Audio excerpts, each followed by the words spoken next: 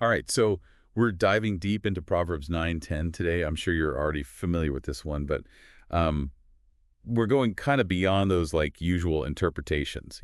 Mm. We're looking at how different pastors are using this verse in their sermons, giving like fresh insights and stuff. Yeah, exactly. We've got these AI summaries, right, from different churches, so we can really see a wide range of ways pastors are approaching this passage. Yeah, and one thing that jumped out at me right away was how many were talking about like the whole idea of fear, but with a twist. Right, the fear of the Lord thing. Yeah, it's easily misunderstood, especially now. So a lot of these pastors are making it clear it's not about being terrified, it's more about reverence, Right. recognizing God's authority. Yeah, and that piggy bank analogy from Limitless Life TV, that was really interesting. They were saying, like, some people only go to God when they need something, like just Yeah. a piggy bank, without really acknowledging his sovereignty at all. Yeah, it's a strong image. Makes you think, are we really understanding the fear of the Lord correctly? Are we getting that he's not just a provider, but the ultimate authority? Exactly. So for our listeners out there, pastors and Bible study leaders, how can you explain this idea of fear to your audience? How can you make it really connect? I think you got to go beyond just the definition, right? Maybe talk about the difference between fearing a dictator and respecting a wise mentor. Ooh. Help people see the difference between terror and reverence. Like that. Now, another big theme in these sermons was the connection between wisdom, character, and obedience. Yeah, that sermon from SibKL in Kuala Lumpur, they were saying wisdom and character aren't always the same thing. They talked about Solomon, the wisest guy, but his character flaws led to his downfall. Yeah, it reminds you, knowing what's right and doing what's right, two different things. So for you pastors and leaders, how could you use Solomon's story to really show how important it is to have both wisdom and be obedient to God? Oh, that's a pretty powerful story, right? Full of all those twists and turns. You could focus on those times when Solomon messed up, even though he was so wise. And then, have people think about it, discuss it. It shows how important obedience is, not just knowledge. If you want to live a life that honors God, you know. For sure. Mhm. Now, Journey Christian Church in New Orleans, they had this interesting take on how the fear of the Lord affects our relationships. They were saying that when you truly fear God, through being in the Word, praying, it changes you from the inside. Yeah, and that interchange, right? Your priorities, your desires, they all shift. And that changes how you relate to everyone, how you love people, serve them, interact with them. Right. And they even mentioned like A.W. Tozer, Charles Spurgeon, Oswald Chambers, almost like a reading list, if you want to learn more about this. Yeah, it's like they're encouraging us to dig deeper, to learn from these guys who've spent their lives studying this stuff. It's cool how this idea of like inner transformation ties back to what Limitless Life TV was saying about an undivided heart. They said that fearing God makes you serve him wholeheartedly. You're not torn between different desires anymore. Right, like true reverence brings that single-mindedness, your deepest fear, your respect. It's all for God. So Mhm. your actions, your motivations, they all line up with his will, and you don't have that inner conflict of trying to please everyone. Yeah. And they brought in some good verses to support that, like James 1.5 about asking God for wisdom. Right, and then Ananias and Sapphira in Acts 5. That's a serious reminder about what happens when you're dishonest, especially with God, a divided heart. Yeah. Powerful example of how important honesty is, Yeah.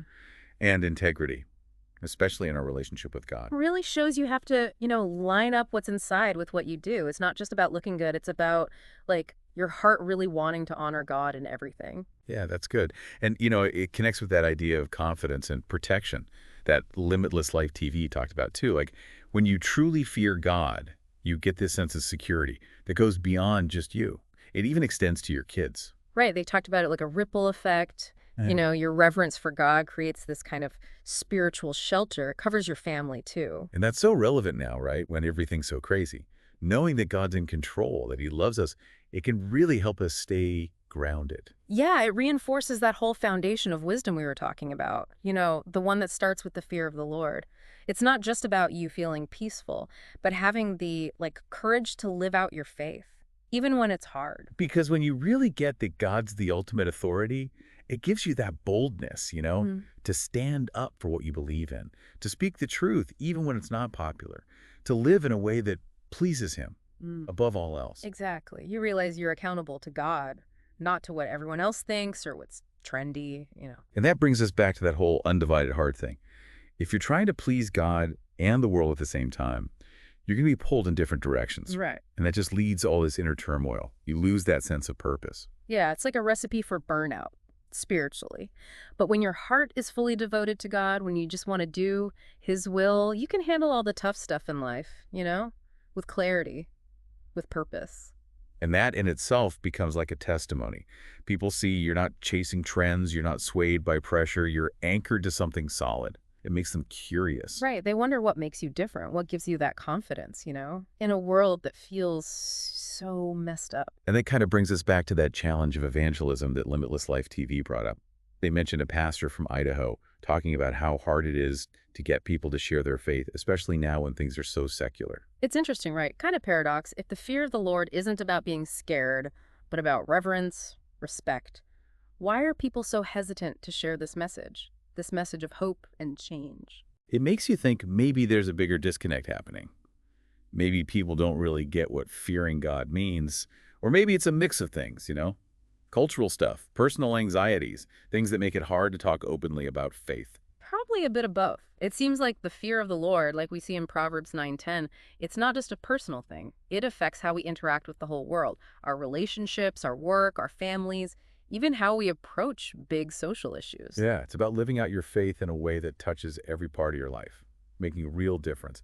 And it all starts with that reverence and respect for God that leads to true wisdom. Like it says in Proverbs 9:10, the fear of the Lord is the beginning of wisdom. And so, as we wrap up our deep dive into this verse, I want to leave you with something to think about. We've talked about how fearing God changes individual lives, brings wisdom, confidence, protection. But what about its impact on society as a whole? That's a good question. If the fear of the Lord is really the foundation of wisdom, what happens when societies start rejecting God? Do they lose their sense of right and wrong? Do they struggle to find a common purpose? Or do they try to define those things in new ways? Apart from, traditional religion, these are important questions, especially for those of us in ministry. For sure.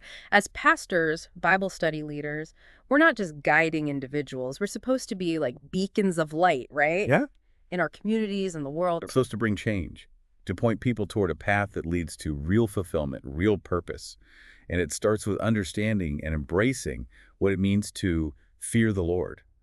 It's as important today as it was, thousands of years ago. Yeah, we've just scratched the surface today, but hopefully this deep dive has given you some new insights, some inspiration to take back to your ministries and to your own personal reflections. Absolutely. It's amazing how one verse like Proverbs 9:10 can lead to such a rich conversation. It just shows how relevant and deep Scripture really is. These truths, they still speak to us today. Yeah, and it shows how creative these pastors are, finding new ways to connect this ancient wisdom with people's lives today. Because really, the human experience hasn't changed that much. We still struggle with the same fears, temptations. We all want meaning and purpose. And the Bible, it gives us this amazing insight into what it means to be human. It offers guidance and wisdom that goes beyond time and culture. That's why it's so important for us as pastors and Bible study leaders to really dig into these texts, right? To keep looking for fresh angles that will connect with the people we're leading. Yeah, it's our job to unpack these truths in a way that's engaging, relevant, that speaks to the challenges people face today. The world needs this message of hope, of wisdom, of a God who loves us no matter what and wants us to thrive. And it all starts with that foundation, the fear of the Lord. That reverence, that awe, that understanding of God's authority and goodness, it's the key to a life of purpose, meaning genuine fulfillment. So as we wrap up this deep dive into Proverbs 9:10, I want to encourage you, keep searching, keep asking questions, keep seeking God's guidance in your studies and in your own lives. The more we dive into His Word, the more amazing things we discover. And the more we'll be able to share those discoveries with others, helping them understand God's love and truth more deeply. Thanks for joining us on this journey. May the fear of the Lord guide you and strengthen you always. It's amazing, isn't it? How one little verse like Proverbs 9:10 can spark such a huge conversation. Yeah, it really shows you the power of Scripture, how deep it is. These truths, they never get old. They still matter to us, even now. And it shows how, clever these pastors are, finding all these creative ways to connect this ancient wisdom to, like what people are going through today. Because let's face it, people haven't really changed that much, you know? We still have the same fears, the same temptations. We're all searching for meaning, for purpose. And the Bible, it just gets us. It offers this timeless wisdom that goes beyond any culture. Exactly, and that's why it's so crucial for us, as pastors, Bible study leaders, to really get into these texts, to keep finding those new angles that will speak to the people we're leading. Yeah, you have to break it down for them in a way that's engaging, relevant, that tackles the stuff they're dealing with today. The world needs to hear this message, this message of hope, of wisdom, of a God who loves us no matter what and wants us to truly live. And it all goes back to that foundation, the fear of the Lord. That reverence, that awe, understanding God's authority, his goodness. That's the key to a life of purpose, of meaning, true fulfillment. So as we wrap up our deep dive on Proverbs 9:10, I just want to encourage you all, keep digging, keep asking those questions, keep seeking God's guidance in your studies and in your own lives. Yeah. The more we explore his word, the more amazing things we find. And the more we can share those things with others, help them experience God's love and truth. Thanks for being with us on this journey. May the fear of the Lord be your guide and your strength, always.